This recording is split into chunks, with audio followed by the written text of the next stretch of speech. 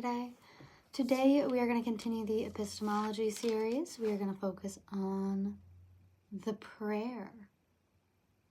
I'm actually super excited for this one. Let me go ahead and grab my archetype book. The cats just walked in. So Honey might join us in a second. I'd be prepped for that. She's a yeller. See? Hi, Honey. Okay, the prayer. I actually had my finger right on it. That's crazy. The prayer. The worship, the reverence, and the homage. What is prayer? When are we in a state of prayer and when are we not? To whom or what do we pray? Archetypally, the practice of prayer has been with us since the dawn of time as a remedy for the omniscient, self-centered thinking that spins us toward illusion. Prayer leads us beyond our ego as we move from our little story to the big one. Some say we are in a state of prayer anytime we are not in the center of our own thoughts. Others say prayer is a natural result of gratitude. Perhaps it's simply surrender or service. Whatever prayer is for you, this card reminds us of its importance. Get quiet, low, humble, and soft. Bow and touch the ground as your heart lifts to the sky. Though it may be uncomfortable, it is time. Nothing else will do. This is such a beautiful card, and I love, let's take a look at that imagery really quickly. That hand reaching up. Looks like we have something reminiscent of wings in like an aura or an energetic sense, with a head popping out looking back. We have some kind of spark or ring right here, some kind of commitment. This actually is kind of reminiscent of the other card in this deck that's called the Vow. I'm loving this nesting material down in the bottom too. This is a very beautiful card. So what I am getting with this, with whoever this is, someone here is deep in prayer. I think they've kind of gone into a hermit mode, or they're pulling themselves back to look at their situation. I'm getting like maybe like forgive somebody in this situation, somebody who's involved with this situation. I want to go ahead and start with, let's get my situations. Let's go. Let's do this and we'll find out who the key players involved are. So what's the baseline situation? Spirit, Holy Angels. What is the baseline? Oh, discard. Someone's thrown something out. There's a deadline involved here. Or someone feels like they've been thrown out. There's some kind of realization. On the back of the deck, I have drastic, a cut off, and someone is single. So I do get the sense that someone here is praying, potentially for a reconciliation. They feel like they're asking for like a route to fix things, or maybe they're like praying to God to fix things here. Yeah, they're realizing something. They're realizing something went wrong. Someone walked away from them. Let's get a little bit more information. Just one or two, please, Spirit. I've changed number 18. That's with Mercury, so that's communication once again. So it's almost like someone wants to... This feels as if someone was cut off. They've made a big change in their life. They want to come forward and talk about it, but there's some kind of deadline. There's some kind of time framing. Maybe they're waiting on divine timing, or they're asking the divine to like bring this situation to them. We have commerce on the back.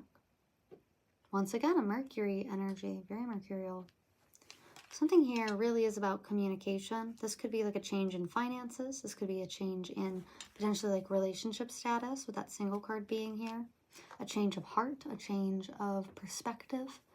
Someone has reached something here, and I think they've actually reached it through prayer. Maybe this person feels like they're trash, because what I'm seeing, what I'm picturing, it's a movie. I've only ever seen clips of it. And this guy, he's like at the table with this demon or devil. He's at like a restaurant table with them.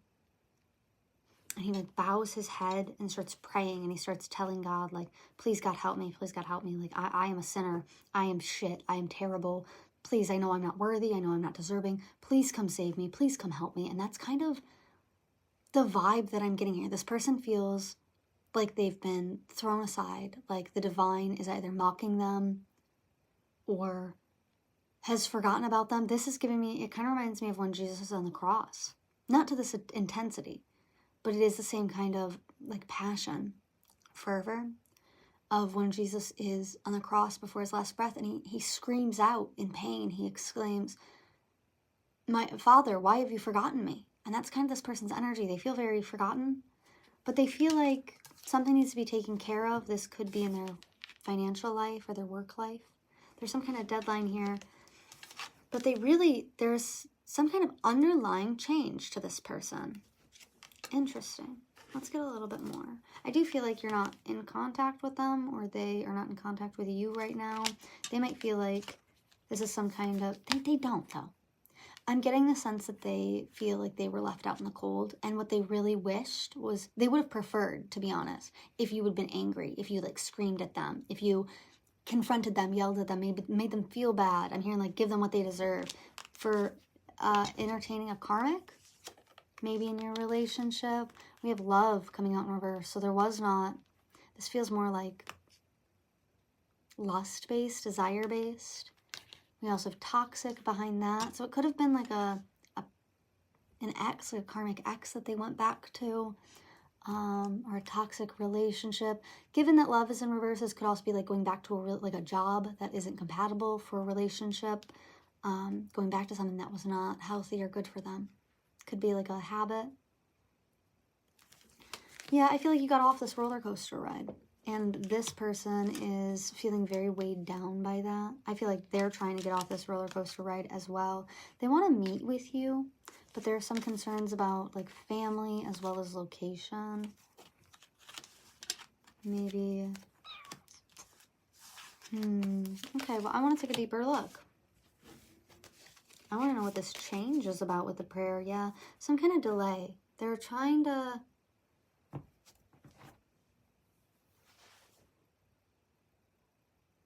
They're hoping it's divine timing. That's what it is. It's like they've got so much overwhelm and anxiety at being left out in the cold here. And they're praying, they're hoping for like the divine to make something right, but I feel like they're realizing that they have to make something right here. Like if you want change, if you want this change, you have to move towards it. You can't just, you know, weigh the scales and wait for someone else's verdict to come in. We have country, number 9. Roses, a beautiful house. Something about the ego here. Maybe they want to communicate to you about, oh yeah, some kind of union. This could be the third party, some kind of communication. They might have been talking to a third party and you found out. Gemini, there's that like two-faced energy. That could be like double life energy as well. Yeah. You have house in reverse, and that's kind of what I'm getting is like this person for them. Yeah, love in reverse the second time. This third party for them, I think, is putting them through some kind of legal consequences. Side note, for some, not all.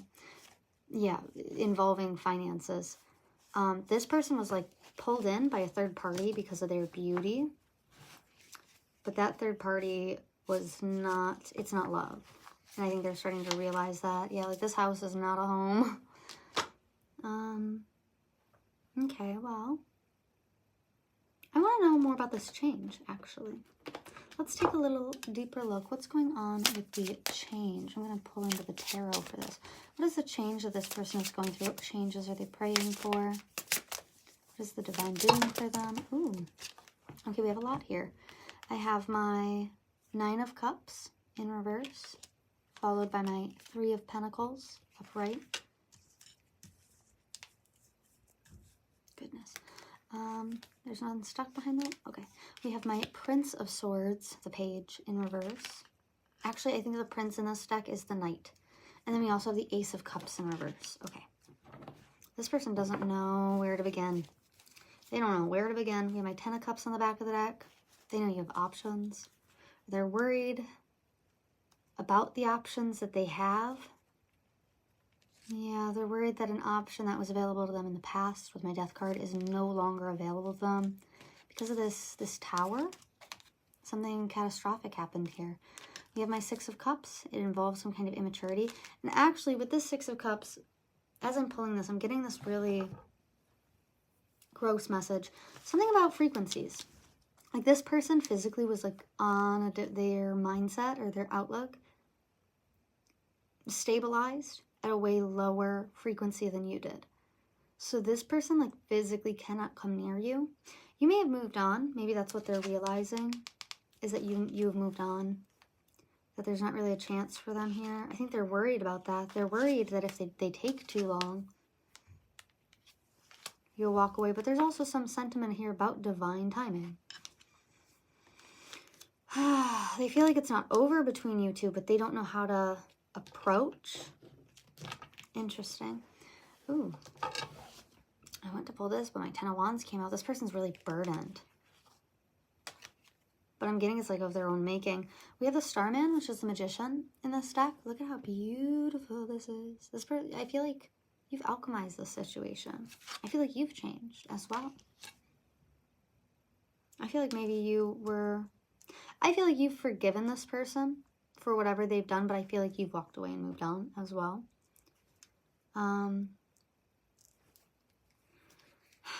Yeah, something feels really under control here. You know what you deserve, and I don't see you settling for less. Yeah, you're not willing to, like, offer this person a place in your life. Like, this person is not allowed to be a participant in your life. And I feel like this is partly, yeah, we have the World right behind that. This is partly because of their own behaviors. Like, again, it kind of routes back to that frequency. Like, this spirit has to keep this person away from you somehow. So there's some kind of, like, energetic block where they are not physically able to approach you because their frequency is at such a lower level than yours. They would have to make major change. They would have to make major change in order to, like, ascend, to be able to contact or communicate to you. There's so much mercurial energy. This person is like, their throat chakra is like throbbing. But there's a deep amount of like uncooperation here. It's like they're fighting their own emotions. Like they don't want to acknowledge their emotions. But I feel like when they get, it's funny, it's almost like desperate. When they get desperate in prayer, that's when it really starts to like, I feel like pour out of them. It's almost like it's the only time they can be honest with themselves. We have my Prince of Swords in reverse here. This person, really, they just have no... They're cold and they're distant and detached. It's like, but it's towards something that they want so badly. I wonder why. Let me grab... Why? Why is this person doing this?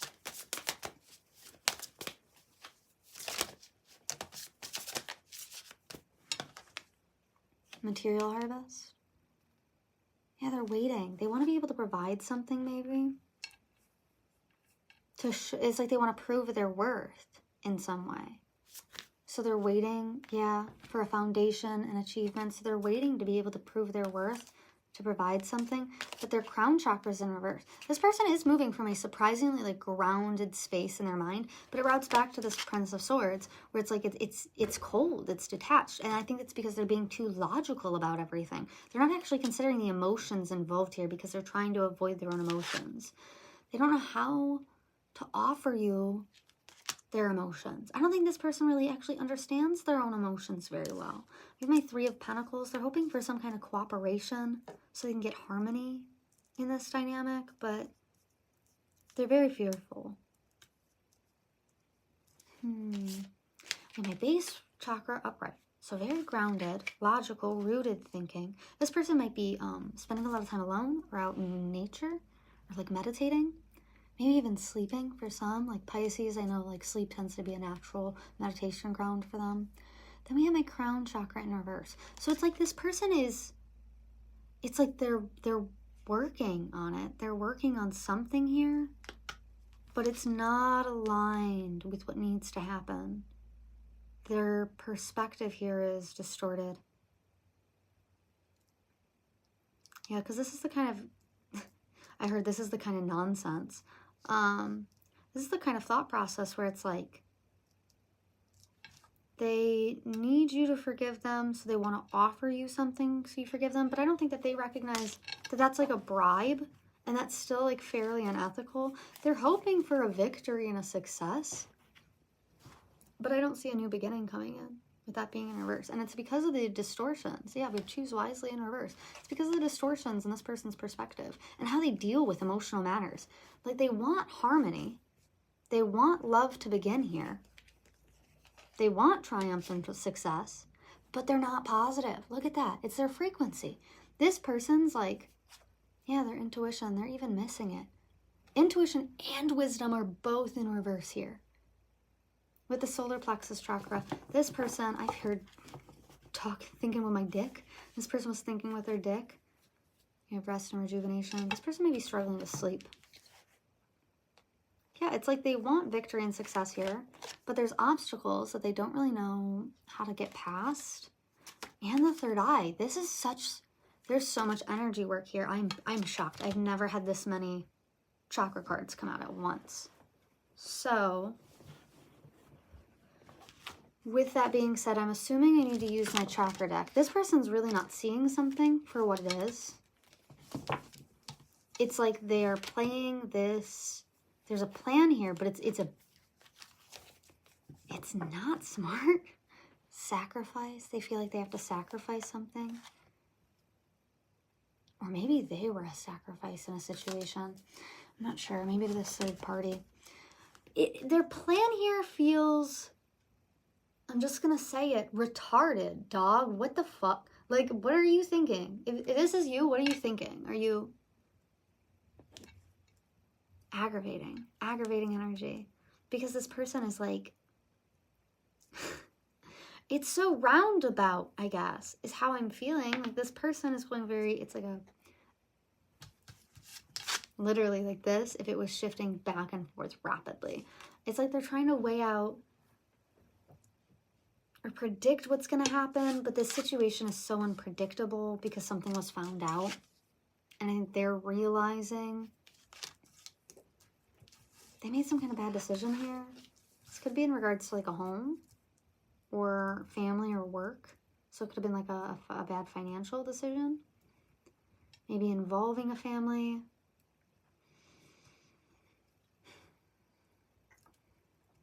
This person's plan is like ass backwards. I'm going to be honest with you.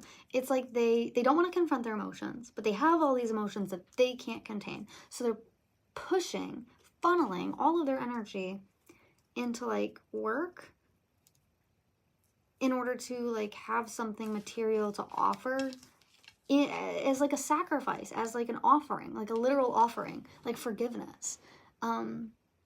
It's almost like they're trying to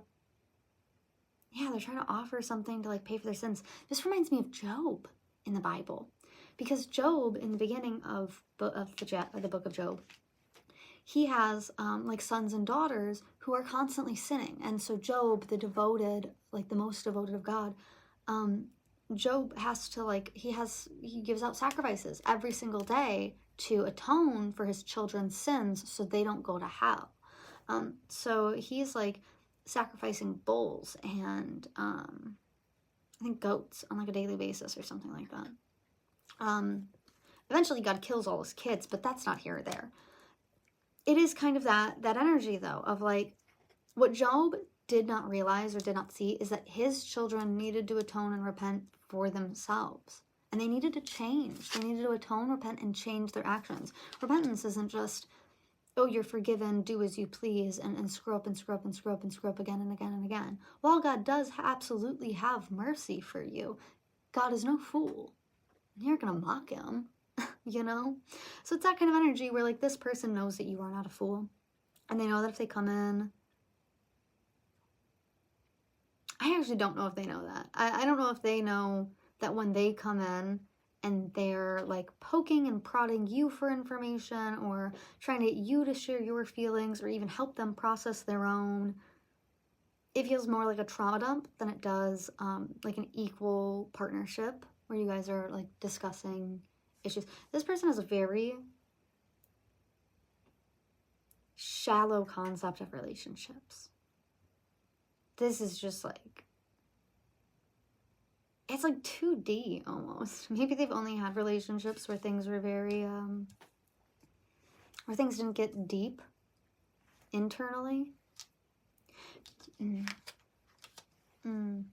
Yeah, and again, I feel like a major part of this that this person doesn't realize is that they're physically not allowed near you. Like no matter what they try to do, if this person tries to reach out, the universe will find a way to stop or prevent them. I do feel like you are under, it's funny, it's like a divine restraining order, some kind of protective order. But all this person would really have to do is change. They'd have to like raise their frequency. There's something about their mind, about like their mindset, the way that they think about things or process things. This person might have to go through like a dark night of the soul in order to really like get control over themselves. There's no new beginning here. Like the spirit is holding them accountable and getting for what they did. Interesting, interesting. This person's plan is like stupid though. Like they're fantasizing about it in their head, or they're praying for this kind of scenario to play out where like they don't actually have to do much work, but they still get all the like information they need. It's funny. It's almost like they want to tap in to like ask you for your opinion on something, and then like tap out so they can like think about it, and then rearrange their position based on that, and then tap back in. It's a very touch and go energy. This person, it's like they don't, I'm getting that they're very scared because I just saw someone like put their hands up like this. It's like they don't want light to be shown on them in some way, maybe where they lack. This could be because they lack like emotional intelligence, and I don't mean that to hurt anybody or make anybody feel bad. It does feel like this person has entertained a lot of very shallow connections, so they haven't really learned how to cooperate emotionally in a dynamic or a relationship. I think that's actually part of why they're single. Is why they're on their own is because this person doesn't know how to they don't know how to conflict resolve. I get this might be the type of person where like if they sense any kind of conflict, they're like in and out about things. Very avoidant energy and very avoidant nature here. But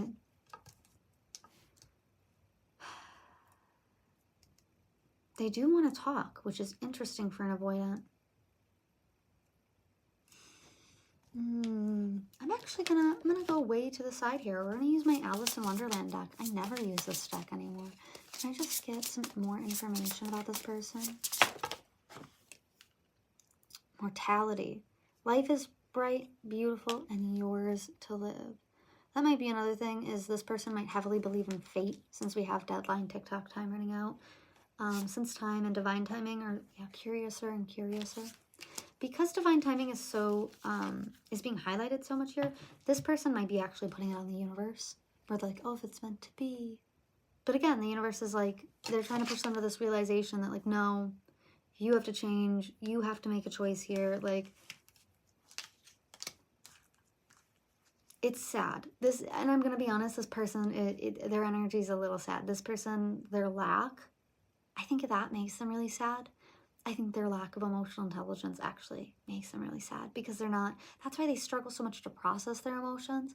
Maybe this is the type of person, I know people with autism, one of the diagnostics, one of the diagnostic like questions for it is they test how well you can differentiate your emotions, because some people with like autism or ADHD can struggle because the emotions overlap, right? So they're feeling all these things at once and they don't know why, and they don't know how to fix it or change it.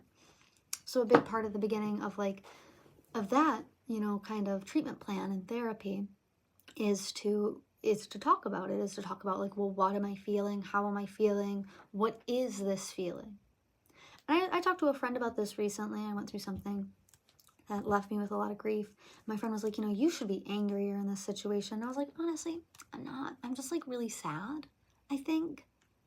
And I think that's because for me, like anger, it is that like surface emotion. So I usually just bypass it and go straight to the root of like the issue. So like while I might feel like angry, sure, or like betrayed or like with grief, the root of all of that is like sadness. I feel sad.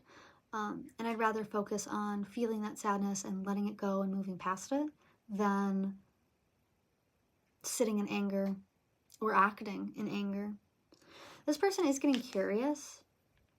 It's like they want to leave things up to divine timing because they're scared, because they are very frightened.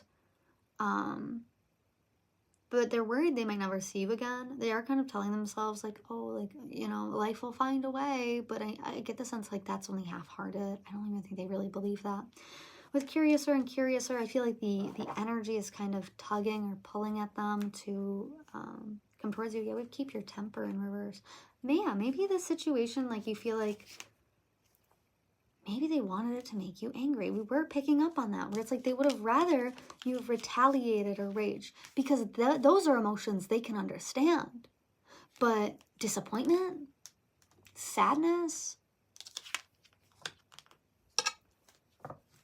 devaluation with this trash card, these are things they don't really understand that I think scare them. We have what will happen next in reverse. I wonder what will happen next in reverse.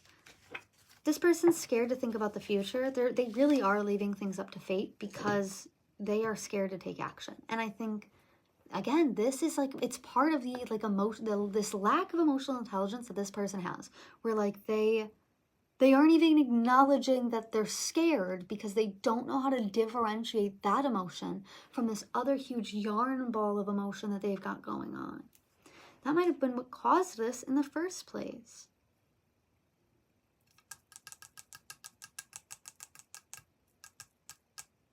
But I feel like this person justifies it. They feel like, well, you know, I've gotten this far so far and I'm pretty successful. Like, you know, I don't need to do that. But like, sure, you might be successful in like a status quo way, or maybe amongst your friends, or in, you know, your own personal field. But this, you are not successful by any means in emotional intelligence. Like this person really could benefit from, I think, a therapist. Not because there's something wrong with them. I think just because they need to learn some like the basics of coping mechanisms. It's funny, this person feels like their energy is actually really strong and resilient. I feel like this person has been through hell. And that's, you know, part of their own pride, I think, going on here in the background, where they're like, oh, I've gotten this far without it. I've gotten this far without, you know, telling my partner that, you know, what they did when they did that thing, it hurt my feelings. You know, I just, yeah, I have a dynamic, and it's funny. He will like, when he gets upset with me, he like, assumes how I feel, and then he like projects at me his own argument. And I can see that, you know, I see it, and I'm like, this is like very clearly a little silly, but whatever. And I know how to diffuse it, but when I first encountered it, I thought it was some of the most surprising things ever, because he like argues with me, but like in his own head, and then carries the argument out like mid-argument into my DMs to like yell and argue with me. And every single time I'm like, whoa, buddy, where's this fire coming from? Meanwhile, like he's been tending the bonfire for days. And then every time he comes to me angry, he like doesn't understand why I'm not fighting back, because I'm confused. I'm like, oh, I didn't realize like you were feeling this way. And he's like, we've been arguing about this for 3 days in my head. And I'm like, okay. All right, honey. It is one of the, I mean, I think it's silly because, again, like I have the emotional intelligence. I'm at like a frequency where I can see it and understand what's going on. I don't hold it against him. In fact, I actually pray for that person, that, you know, they get their under control and stop blaming me for everything. But this is kind of the energy that it feels like. Like this person is arguing with you in their own head about things that I don't even think are issues, and that's keeping them from like coming forward to you. Like one of the conversations, I remember I was talking to that friend, and they were like, I feel like you want me to ignore you. And I was like, oh, why do you feel like that? Because I didn't know that they were feeling like that. I was like, that's not my intention. But it's that kind of, you know, like they have a need, right? And that need is like they wanted my attention, or they wanted to hang out with me, something like that. And that went unmet. And then that need just kind of like they chewed on it or sat on it. Didn't we have that? I think it said that in the prayer, didn't it? it's like they would chew on it, and then when they do come to me with it, it's like a fully formed argument that I had really no part in. Which I'm sure you can imagine, again, is frustrating for me. But because I can see it, I just kind of take a step back and I'm like, oh, well, why are you feeling like that? Okay, well, let's work through it. Like, it's really not that difficult. And so far, you know, they recently did bring up to me, you know, that they felt like I wanted them to ignore me. So I took a proactive response and I just started messaging them more because, like, it's pretty obvious that's what they wanted. So if I can provide you what you need, why wouldn't I? There's a popular quote that's been going around that's actually from the Bible. It's been going around like social media, at least on my algorithm. And I think it's in response to like the No Kings and like the whole MAGA thing going on. But it talks about like, when you did this for the least of one of mine, you did this for me. When you did this for the least of these, you did this for me. And it's about like, you know, when I was hungry, you fed me. When I was thirsty, you gave me drink. When I was naked, you gave me clothes to wear. And they say like, well, Jesus, we didn't do any of this for you. And he goes, I'm telling you now, when you did this for the least of me, you did this for me. When you did it to the least of these, you did this for me.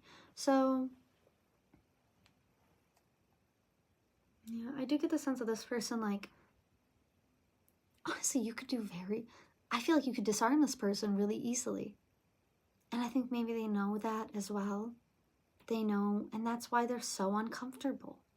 This person feels very insecure about maybe how much more emotionally intelligent you are than them.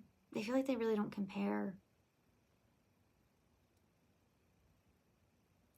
But I don't think that they're recognizing like this is something that has to come through thinking, like through critical thought, through, you know, actual effort and work and investment into self and into, you know, feelings and discipline and all that Saturn energy, you know. There is a lot of Mercurial energy here, so this person needs to communicate something.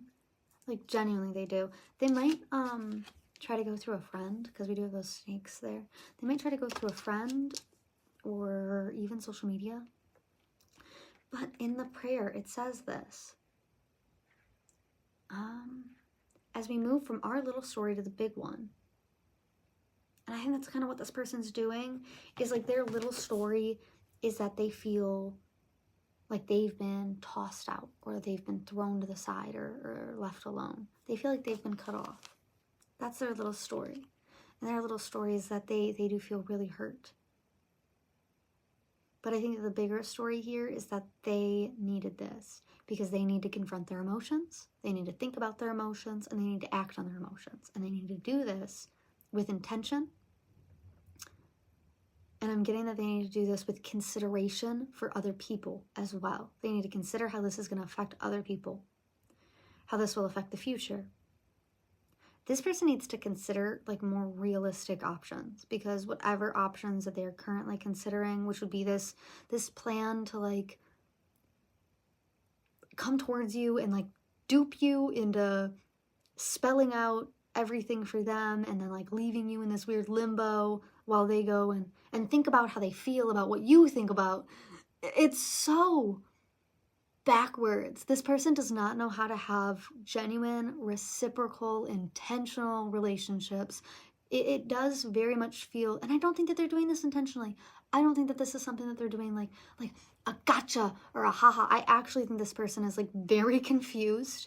They're kind of childlike when it comes to emotional intelligence or dealing with their emotions. Yeah.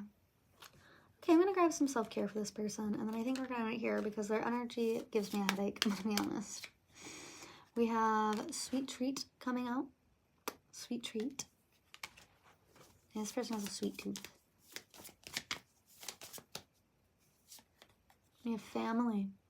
Family's coming out. I was picking up on family earlier. It's like they want to come towards you, but when there's not family around, maybe this person like lives with their family or something like that. We have Take a Walk in reverse. I do feel like this person is like grounded, like they're, oh, I was saying that earlier. This person might be outside. This person might be taking like a walk. I feel like this person's on the ground though. Maybe they're like outside on the ground, so they're not walking. They're just kind of sitting with nature. We have Hydrate on the back of that coming out. Make sure to hydrate. Okay, I what is the overall? What is the over-under for the situation? Okay. What did I say? What did I say? Communication. Mercurial energy. This person needs to communicate. Their third. Actually, throat chakra is the only one that we didn't pull. Because we pulled the crown, we pulled the third eye, we pulled the sacral, we pulled the root. We didn't pull the third eye. I'm sorry, we didn't pull the heart or the throat chakra. This person feels very blocked up. Very, very, very blocked up in the heart and throat chakras. We have a message of warning coming out for you, my viewer. There's some kind of karmic involved in this situation. They might still be in this situation. That actually might be part of why this person feels so emotionally constipated, is because, yeah, because we did have that they like involved a karmic here. I swear I had that. I know I had it. It was like they involved a karmic, yeah, some kind of roller coaster. It was not love. It was very toxic, almost addictive. And I feel like this person, the person that they paired with has like a very, yeah, mirror effect right on the back of this. The person that they paired themselves with, this karmic, has a very similar emotional processing stance where, again, it feels very constipated, but this person might be more, again, it feels like this person understands rage. They understand anger and they understand how to deal with anger, but nothing really like below the surface of that. And so I think that they found a partner, or this third party, this karmic partner, is someone that they like argue and fight with a lot, because that's the only real emotion that they know how to express and how to cope with and how to navigate.